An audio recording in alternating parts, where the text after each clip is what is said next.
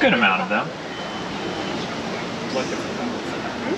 While we're out there, just make sure we're not whistling, calling, making any noises towards the animals. We are entering their home and we want to be respectful of them. We're just waiting on the warden's clearance to head into the reserve itself. And it looks like we got it, so let's go. Twin Day. So the first section of the reserve we are entering is known as Eturi Forest. In the Eturi Forest is home to animals that like to use their natural colors to blend away into the thicker vegetation. So keep your eyes peeled, you never know when one's just going to jump out at you. I can already see one just ahead of us up on this hill on our left-hand side. To your left, behind these, you're going to spot the bongo up there. Bongo is known as the ghost of the forest due to its reclusive nature. So it's a pretty good sign that we saw him. Pretty rare. There on your right, you'll spot the okapi back there. Now everyone thinks with its striped legs that the okapi is a close relative of the zebra. It's not actually, it's a close relative of the giraffe. It has a similarly shaped head as the giraffe, as well as that long tongue to help it browse for its food.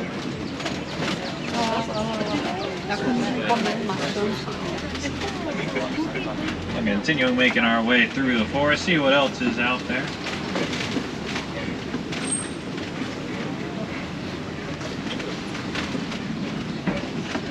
Looks like I can see them up on the hill in front of me. Don't worry if you can't see them yet. It's going to kind of come up on your left-hand side. They're not going to be near the water, though. They're going to be behind these trees. You're going to spot the black rhino up there. And the black rhino is the smallest rhino. Only gets to about 2,000 to 3,000 pounds once fully grown. And it's well known for its triangular front lip. Its lip is prehensile, which means finger-like. On your right, right at the base of this tree in those bushes, you're just going to barely spot that greater kudu in there. Greater kudu do stand about 55 inches tall at their shoulder when they're fully grown. Now, it was kind of hard to tell, but I didn't see any horns in the bushes, which lets us know that that was a female greater kudu. Only the male greater kudu grow those horns. On your left, you're going to see that bird. That is the saddle-billed stork.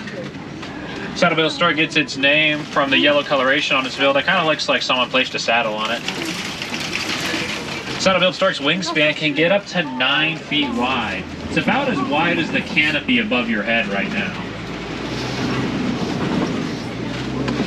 Now we're coming out of the forest and we're coming up on the river. Down here we'll find animals that like to stay in or around the water most of the time. So let's go see what we can find out there.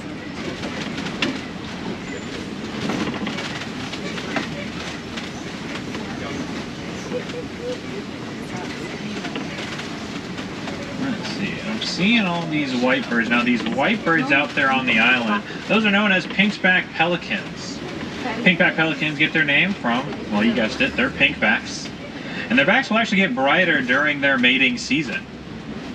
Pinkback pelicans can be found in groups anywhere between 20 to 500 pairs. And that's right, you can find 1,000 of them together. On your left, just behind the islands, we're going to see some Nile hippos. Looks like there's even one out of the water over there. Now, Nile hippos do have the ability to swim, but you'll find that most of the time instead they'll run or walk along the riverbed. Hippos do grow these large incisors inside their mouth. They get up to about 18 inches long. They don't use those to help eat anything, as they only tend to eat grass. It's actually used to defend themselves. They're very territorial animals, so they'll use those incisors to defend themselves from anything coming onto their territory.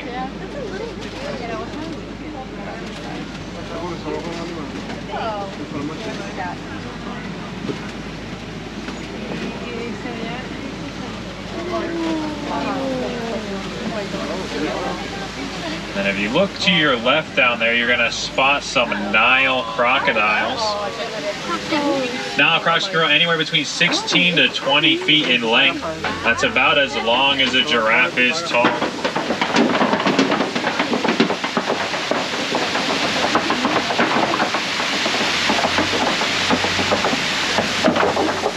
Nile crocs are also known known as loving parents, they'll actually hold their eggs in their mouth and slowly roll them around to help their youngling hatch.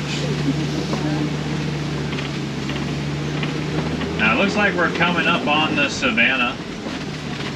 The savanna is home to the African animals you probably think of when you think of African animals, such as giraffes and zebras. But there are a lot of animals that call the savanna their home. Some of which I'm sure you've probably never heard of or seen before. So let's head on down off this overlook and see what we can find down there.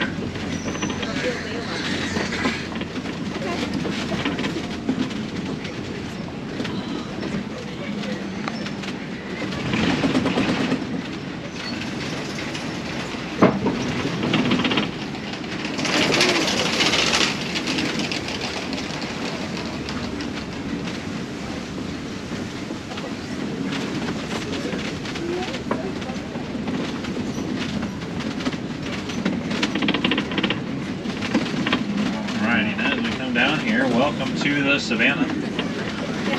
Let's see what all we can spot down here on the savanna. Not seeing anything jumping out at me at the moment. But as you look around the savanna, you're going to notice that it's nicely kept.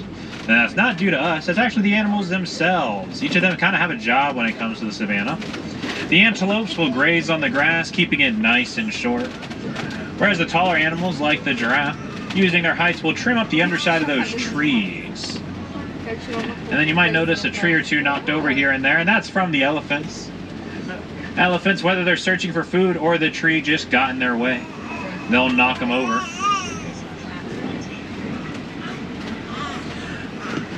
Now here we go. If you look in your left, they're going to be hard to see inside the den over there, but you're going to spot the African painted dogs.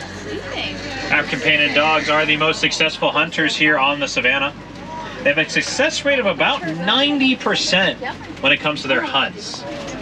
For reference, animals like the lion only have a success rate of about 20 to 30%. The reason they have such a high success rate is due to the way they hunt. Rather than trying to hide and pounce on their prey, they'll run their prey to exhaustion as a group. Now back on your far left, you're just going to spot the sable antelope back there laying down. They are the symbol of the reserve here in Harambe, as they are nature's fighters, and just like them, we fight to conserve nature. Here on your left, you're going to see a group of wildebeest laying down. A group of wildebeest is known as a confusion.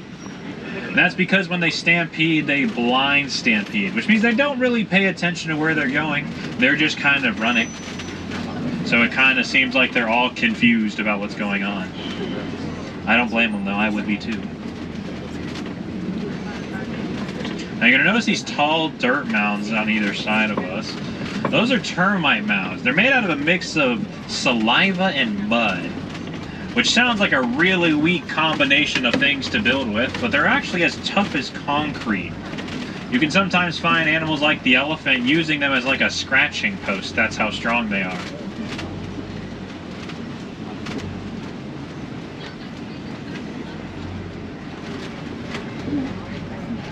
Continue making our way slowly through the savanna here.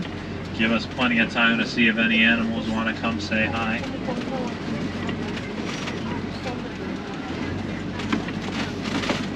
But I'm sure most of the animals are probably hiding in the shade. It is a scorcher out here today. So I'm sure they're trying to keep cool. Looks like I might be right. I can see off in the distance up on that hill that looks like some Hartman's mountain zebras. We'll get a bit closer just to make sure I'm not going crazy up here.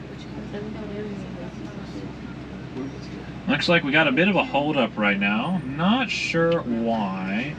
Ooh, actually, whoever just said that, I think you're right. I just spotted them through the trees. It might be some giraffes. We shall investigate for ourselves once everyone gets moving.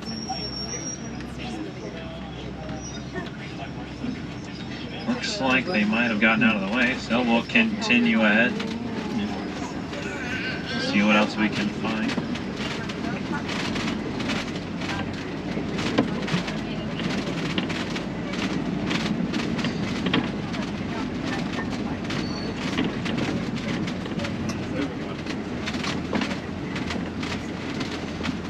It looks like my original spotting was correct, so once we make this turn up on that hill under the kind of the lone tree up there. You're going to spot some of the Hartman's Mountain zebras. They're going to be off on your right, up on the top of that hill. Looks like some wildebeests are laying with them. Now for the Hartman's Mountain zebra, everyone always wants to know with zebra if they're black with white stripes or white with black stripes. Well, for the Hartman's Mountain zebra, if you look at its nose, you'll notice that it's black, which lets us know that those zebras are actually black with white stripes. You can see them up there on that hill. And it looks like if you really like giraffes, have those cameras, phones ready to take a photo. You're going to get a great view on your left-hand side of these Maasai giraffe. Now we know these are Maasai giraffe by the pattern on their coats. It's rough and jagged, which is unique to the Maasai giraffe, unlike the other species of giraffe out there. Like I said earlier, they can grow anywhere between 16 to 20 feet tall. You can see this one using its entire height to reach for that food. Now, a group of giraffe is known as a tower, which makes sense as they tend to tower over the savanna.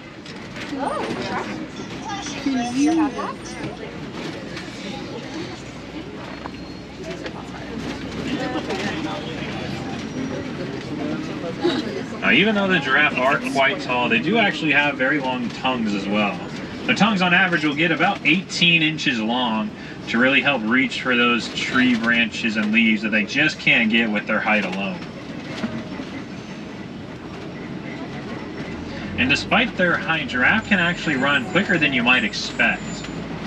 If they're jogging over a long distance, they can stay at about 10 miles an hour the entire time. And if they need to go into a full-blown sprint, they can get up to 30 miles an hour. Get a bit of a closer view on your right as we pass these bushes of those zebras and